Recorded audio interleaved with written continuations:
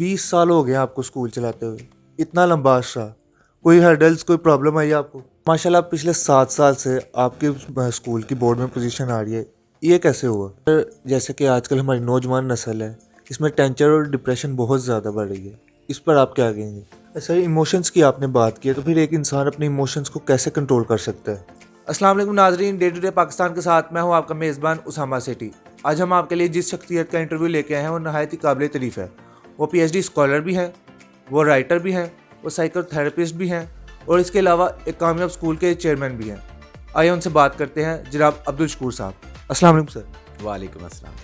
Sir, इतना सब कुछ मैनेज कैसे कर लेते हैं आप? हाँ उसामा, बड़ी पते की बात आपने पूछी। केएफसी का मालिक, मैकडोनल्ड का मालिक कैसे मैनेज करता है? तो देखिए, अगर आपका सिस्टम, आपका काम जो है वो बढ़ रहा है तो फिर आप एक सिस्टम बनाइए। ये सिस्टम क्या होता है? सिस्टम ये होता है कि आप हर चीज़ को लिख लेते हैं कि ये चीज़ कैसे होगी, फ़लाँ काम कैसे होगा, फ़लाँ काम कैसे होगा, जो बंदा काम करेगा उसकी ड्यूटीज़ क्या हैं, इसको जेडी कहते हैं। तो जब आप चीज़ों को लिखना शुरू कर देते हैं और हर चीज़ को तफसील से लिख लेते हैं तो फिर इसको बोलते हैं सिस्टम। तो अगर आप सिस्टम बना लेते हैं तो फिर जो है it is very easy to run a big business.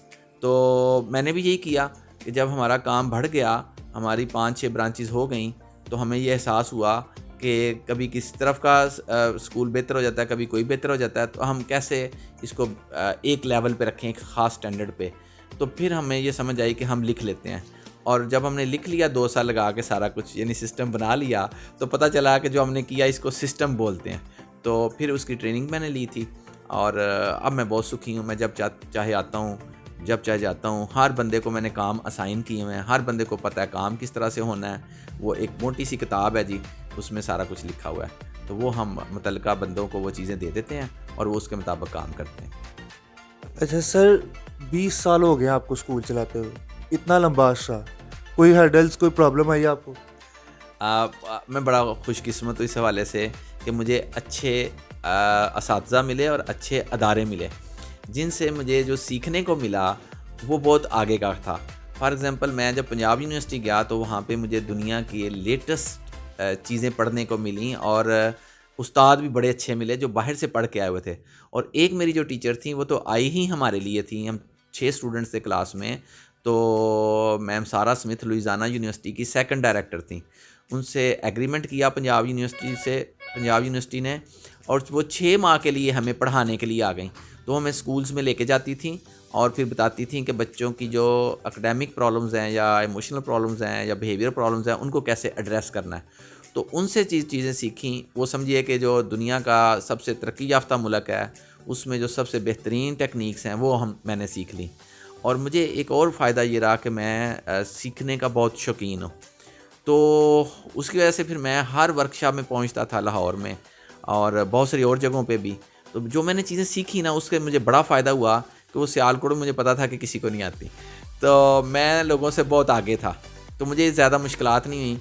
जब मैंने लोगों को अप्रोच किया, मैंने एडवर्टाइज़ किया, तो फिर लोग खुद आ गए मेरे पास। और उनको जब ये पता चला कि ये बंदा जो है, ये इसको काफ़ी सारी चीज़ों का पता है जो कि आम लोगों को नहीं पता, तो फिर वो मेरा स्कूल बहुत अच्छा चला और शुरू दिन से ही अल्हम्दुलिल्लाह बड़ी कामयाबी मिली। अच्छा सर, माशाल्लाह पिछले 7 साल से आपके स्कूल की बोर्ड में पोजीशन आ रही है, ये कैसे हुआ? अच्छा, ये हमारे लिए भी एक मुहिम्मा है कि ये कैसे हो गया। लेकिन इसके पीछे मैं समझता हूँ कि बहुत ज़्यादा चीज़ें हैं। मसलन मुझे सबसे अहम चीज़ लगती है वो मेरा सिस्टम है। और अगर कोई मुझसे ये पूछे कि शकूर, आपको अपने स्कूल की सबसे अच्छी बात क्या लगती है, तो मैं ये पोजीशंस की बात नहीं करूँगा। पोजीशंस लोगों को डेफिनेटली अट्रैक्ट करती हैं। डेफिनेटली कोई और स्कूल 3 दफ़ा भी कभी मुसलसल पोजीशंस नहीं ले सका अल्हम्दुलिल्लाह सिटी के अंदर। लेकिन हमारा स्कूल जो है वो मुसलसल 7 साल से पोजीशंस ले रहा है। यानी सियालकोट की टॉप 3 पोजीशंस में या बोर्ड की टॉप 3 पोजीशंस में हमारी कोई ना कोई पोजीशन आती है। लेकिन मुझे जो सबसे अच्छी बात लगती है वो मेरा सिस्टम है, और यही सिस्टम लोगों को पसंद आया जब मैं वापस आया। देखिए, दुनिया के जितने तरक्की याफ्ता ममालिक हैं, एडवांस कंट्रीज़, वहाँ पे 9वीं जमात तक कोई इम्तिहान नहीं है बच्चों का।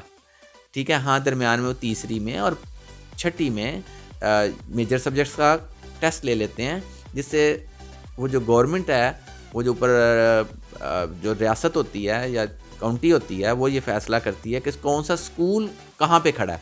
उसमें बच्चों को चेक नहीं किया जाता बल्कि स्कूल को चेक किया जाता है, और अगर कोई स्कूल कमज़ोर होता है उसको फैसिलिटेट करते हैं.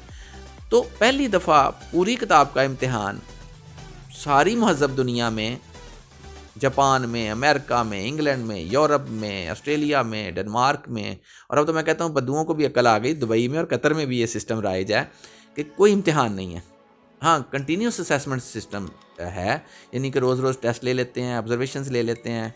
और हमने क्या किया, हमने उसी सिस्टम को अपने कल्चर के मुताबिक ढाला और ये किया कि हम 5वीं तक इम्तिहान नहीं लेंगे, टेस्ट लेंगे रोज़ के रोज़, ऑब्जर्वेशंस लेंगे बच्चों की, और वो 3-4 माह के बाद जब दूसरे स्कूल इम्तिहान लेके रिज़ल्ट बनाएंगे, हम उन्हीं टेस्ट की बेस पर रिज़ल्ट बना देंगे. साल के आखिर में 3 रिज़ल्ट्स होंगे, जो 2 बेहतर रिज़ल्ट्स होंगे उनको मिला के फाइनल रिज़ल्ट बना देंगे. अब इसके 3 फ़ायदे हैं. नंबर 1, बच्चों पे बोझ नहीं पड़ता, उन्हें ना आधी किताब रटनी पड़ती है ना पूरी किताब रटनी पड़ती है. नंबर 2, हमें 40 दिन अज़ाफ़ी मिलते हैं पढ़ाने के लिए. दूसरे स्कूल में जब भी इम्तिहान आएंगे, हफ़्ता पहले पढ़ाई बंद, फिर 1 हफ़्ता इम्तिहान. 15 दिन बच्चे ने एक लफ्ज़ भी आगे से नहीं पढ़ा, उसने पिछले को रटे लगाए, तो 15 40-45 दिन ज़ाया हो गए. हमारा एक दिन भी ज़ाया नहीं होता. हम जब कहते हैं टीचर को, वो हमें रिज़ल्ट बना देता है, क्योंकि उसने पहले से चीज़ें तैयार की हैं, उसने पहले से नोट की हुई हैं चीज़ें. तीसरा जो सबसे बड़ा फ़ायदा, जो मुझे बीइंग साइकोथेरापिस्ट फ़ायदा नज़र आता है, वो ये है कि मेरा बच्चा सारा साल मेहनत का आदी बनता है. और आप जानते हैं उसामा कि हमारे दूसरे स्कूल्स में जहाँ एनुअल सिस्टम यानी सालाना इम्तिहानात का निज़ाम राइज है, वहाँ पे बच्चे 8-9 माह कुछ नहीं पढ़ते. और मैं भी उसी सिस्टम से पढ़ा और मेरी कौम भी इसी सिस्टम से पढ़ी. तो हम क्या करते थे कि हम 8-9-10 महीने कुछ नहीं थे पढ़ते, आखिरी 3 महीनों में टीचर डंडा पकड़ता था, वालिदैन ट्यूशन पे भेजते थे और हम सिलेक्टिव स्टडी करते थे. और इस चीज़ ने पूरी कौम का बेड़ा गर्क किया हुआ है कि हम डंग टपाऊ कौम है, यानी जब सर पे पड़ेगी फिर हम काम करेंगे, वरना हम हडरामी करेंगे. तो हमारे इम्तिहानात 5वीं से शुरू होते हैं, वो भी सेमेस्टर सिस्टम के तहत. तो मुझे लगता है कि ये जो चीज़ें और इस तरह की बहुत सारी चीज़ें हैं, मतलब मेरा स्कूल शायद वाहिद स्कूल होगा पूरे सियालकोट में जिसमें हर क्लास के फर्नीचर का साइज़ डिफरेंट है. अच्छा, मेरे टीचर्स जो हैं वो ट्रेंड है. मैं बहुत मेहनत करता हूँ इस चीज़ पे कि जो मुझे आता है वो मेरे टीचर को भी आए, जिसमें हम बहुत सारी ट्रेनिंग्स करते हैं. और हमारे कई टीचर्स ऐसे हैं जो दूसरे महंगे स्कूल्स में अब बड़ी बड़ी तनख्वाहों पे चले गए, लेकिन वो आज भी मिलते हैं तो कहते हैं सर हमें कई साल हो गए वहाँ पढ़ाते हुए, लेकिन ट्रेनिंग नहीं हुई. जो हमने आपसे सीखा वो आज भी हमारे लिए मशले राह है, हम उन चीज़ों को इस्तेमाल करते हैं. और मज़े की बात यह है कि जॉब वो वहाँ पे करते हैं, लेकिन अगर उनका कोई वाकफ़कार आ जाए, कोई अजीज़ हो, अपना बच्चा हो, लर्निंग जोन में भेजते हैं कि जी अगर स्कूल है तो वो है. तो ये मुझे बड़ी अच्छी बात लगती है और मेरा ख्याल है कि शायद ये कामयाबी की चंद एक वजूहात हैं. अच्छा सर, जो वालिदैन जिनके बच्चे अभी पढ़ रहे हैं या वो दाखिल करवाना चाह रहे हैं, उनके लिए आप क्या मशवरा देना चाहेंगे? मैं तो ये कहता हूँ कि आप सबसे पहले ये चेक कीजिए कि जिस स्कूल में आपने दाखिल करवाना है उसमें क्या एनुअल सिस्टम सालाना इम्तिहानात का निज़ाम है कि नहीं है. अगर है तो ना दाखिल करवाएं, क्योंकि जो ही सालाना इम्तिहानात का निज़ाम होगा बच्चे को पूरी किताब रटनी पड़ेगी. और दुनिया में रट्टे का वजूद अब ख़त्म है. गूगल, जिसको कि मैं हज़रत गूगल कहता हूँ, उसके होते हुए किसी इन्फॉर्मेशन की, नॉलेज की ज़रूरत क्या है रटने की. आप उस पर क्लिक करें, आपको हर चीज़ मिल जाएगी. स्कूल का काम जहाँ बच्चे की शख्सियत की नशोनुमा है, वहाँ पे सबसे अहम यह है कि वो बच्चे को क्रिएटिव बनाए, क्योंकि क्रिएटिविटी गूगल नहीं कर सकता. वो आपको नॉलेज दे सकता है, उसमें नॉलेज चूँकि बहुत ज़्यादा होगा, आपको अंडरस्टैंडिंग आ जाएगी. वो आपको एप्लीकेशन भी बता सकता है कि इस नॉलेज की कहाँ एप्लीकेशन हो सकती है. ठीक है, एप्लीकेशन के क्वेश्चंस करें वो उसका जवाब देगा, कंपैरेटिव क्वेश्चंस करें वो जवाब दे देगा, लेकिन क्रिएटिविटी के आंसर नहीं करेगा गूगल.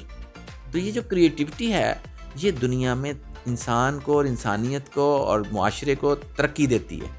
तो क्रिएटिविटी पे मैं समझता हूँ स्कूल का फोकस होना चाहिए, और हमारा यही फोकस होता है कि हम बच्चे को क्रिएटिव बनाएं. तो मैं समझता हूँ कि ये चीज़ें देखने वाली हैं कि जो भी वालिदैन बच्चे को स्कूल में दाखिल करवाएं वो वहाँ पे देखें कि सिस्टम किस तरह का है.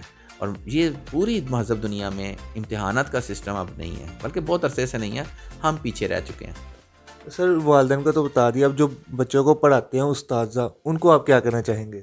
हाँ, अगर टीचर्स की मैं बात करूं तो मैं कहूँगा कि सबसे पहले एक टीचर को ब्लूम्स टैक्सोनॉमी आनी चाहिए.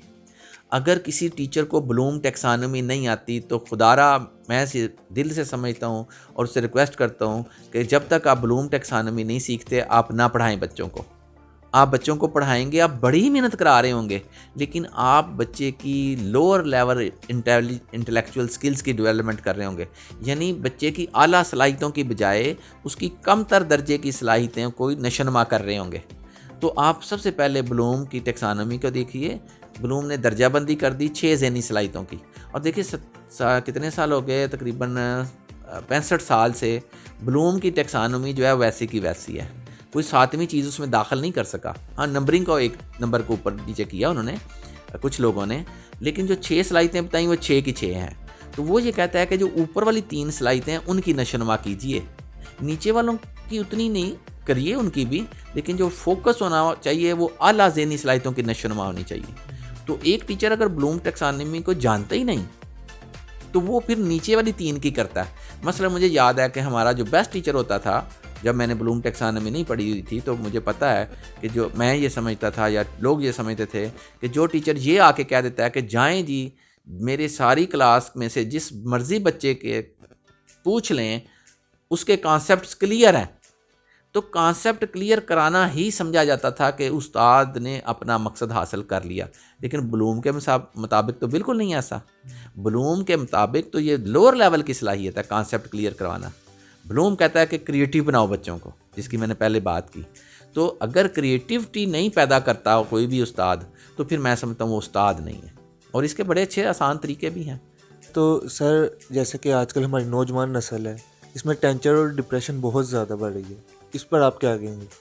دیکھیے ہماری جو نوجوان نسل ہے نا, اس کو تھوڑی سی ٹریننگ کی ضرورت ہے, تھوڑی سی انفارمیشن کی ضرورت ہے. میں اگر آڈینس سے یہ سوال پوچھوں کہ پوری زندگی میں سب سے اہم پیریڈ کون سا ہے, مثلا بچپن دیکھ لیں, نوجوانی دیکھ لیں جس کو اب یوتھ کہہ رہے ہیں, پھر اس کے بعد جوانی ہے. جوانی کی 3 سٹیجز ہیں, ابتدائی جوانی, مڈل جو ایج ہے جوانی کی وہ, اور پھر آخری عمر جوانی کی. اور یہ بھی میں آپ کو بتا دوں کہ جوانی 70 سال تک ہے اب, ٹھیک ہے. چنانچہ 70 سال تک ہر انسان جو ہے اس کی ذمہ داری ہے کہ اپنی کیئر کرے اور جوان رہے. 70 سال کے بعد بڑھاپا شروع ہوگا, ٹھیک ہے. تو میں اگر کسی سے یہ پوچھوں گی یہ 6-7 سٹیجز جن کے میں نے نام لیے ان میں سب سے اہم کون سی ہے, تو وہ نوجوانی ہے, یعنی یوتھ. تو یہ جو ینگ لوگ ہیں ان کو انڈرسٹینڈ کرنا ہوگا کہ اس ایج میں انسان کے جسم میں مختلف جگہوں پہ خاص گلینڈز ہیں, گلٹیاں, جو کہ اس عمر میں ہارمونز پیدا کرنا شروع کرتی ہیں. اچھا, ان ہارمونز کے زیر اثر ان نوجوانوں کے جو ایموشنل پرابلمز ہیں وہ زیادہ ہوتے ہیں, اور وہ بیچارے خود تو سمجھ نہیں رہے ہوتے, ان کو پتہ نہیں چلتا. تو پھر وہ پریشان رہتے ہیں, وہ ڈپریشن میں بھی جاتے ہیں, وہ ٹینشن میں بھی جاتے ہیں, ان کے ریلیشنز ڈیولپ ہوتے ہیں, وہ ٹوٹتے ہیں, دوستیاں ہوتی ہیں ٹوٹتی ہیں, مشکلات ہوتی ہیں, دوستیوں کو قائم رکھنا مشکل ہوتا ہے. والدین کے ساتھ ان کا جو ہے نا وہ شروع ہو جاتا ہے پرابلم, کیونکہ اب یہ وہ ہر کام کر سکتے ہیں جو والدین کرتے ہیں یا کر سکتے ہیں, ٹھیک ہے. تو والدین یہ سمجھ رہتے ہیں یہ ابھی بچہ ہے, حالانکہ وہ بچہ تو نہیں ہے, وہ تو اب بڑا ہو گیا. تو والدین چونکہ ان کے ساتھ ڈیلنگ اسی طرح رکھتے ہیں جیسے بچوں کے ساتھ رکھتے ہیں, تو پرابلمس بڑھتی ہیں. پھر ان کو ٹینشن بھی ہوتی ہے, ڈپریشن بھی ہوتا ہے. تو میں سمجھتا ہوں سب سے پہلے تو ان کو یہ انڈرسٹینڈنگ بچوں کو دینی ہوگی کہ آپ کے جو ہارمونز ہیں ان کے زیر اثر آپ کی بہت ساری تبدیلیاں ہیں, بیہیویئر میں بھی, سائیکی میں بھی. تو آپ ان کو انڈرسٹینڈ کیجئے. پھر ان کا لائف سٹائل تھوڑا سا چینج کرنا پڑے گا, کھیلوں کی طرف ان کو لانا پڑے گا. تو میں تمام یوتھ سے یہ کہوں گا کہ وہ کھیلوں کی طرف آئیں, وہ باہر نکلیں, کرکٹ میں, فٹ بال میں, بیڈمنٹن میں. ان کی جو انرجی بہت زیادہ پیدا ہو رہی ہے اس دور میں, اس کو مینیج کریں, اس کو استعمال کریں, تو پھر وہ فریش رہیں گے.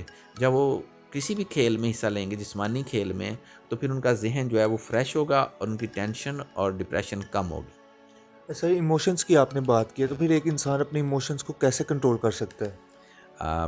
بلین ڈالر کویسچن ہے جی. ایموشنز جو ہیں واقعی انسان کی زندگی کو بہت ڈسٹرب کرتے ہیں. پازیٹیو تھنکنگ جو ہے جی وہ آپ کے ایموشنز کو مینیج کرے گی. آپ کی جو فزیکل ایکٹیویٹی ہے, جس طرح میں نے کھیل کی بات کی, آپ کی کوئی ایسی ایکٹیویٹی جو انسانیت کے لیے ہے, جو انسانیت کی فلاح کے لیے ہے, جو مخلوق خدا کی بہتری کے لیے ہے, وہ آپ کو آپ کے ایموشنز کو سیٹل رکھے گی. چنانچہ پازیٹیو تھنکنگ ہو, ٹھیک ہے جی, فزیکل کوئی گیم ہو, یہ میں بہت اہم سمجھتا ہوں. اور واک بھی ہو سکتی ہے, لیکن واک سے زیادہ اہم گیم ہے. اور پھر اللہ کی مخلوق کے لیے, رب کی مخلوق کے لیے, ارسپیکٹیو آف ریلیجن, کاسٹ ایٹسیٹرا, یعنی تمام انسانیت کے لیے آپ کا کوئی ایسا کام جو کہ آپ کے دل کو سکون دے کہ میں اس دنیا میں آیا ہوں اور میں نے اللہ کی مخلوق کے لیے کچھ کیا ہے. یہ چیزیں پھر آپ کے ایموشنس کو سیٹلڈ رکھتی ہیں. Thank you so much sir. Welcome. تو ناظرین جیسا کہ آپ نے پورا انٹرویو دیکھا، اگر آپ کو ویڈیو اچھی لگی ہے تو چینل کو سبسکرائب کریں اور ویڈیو کو لائک کریں.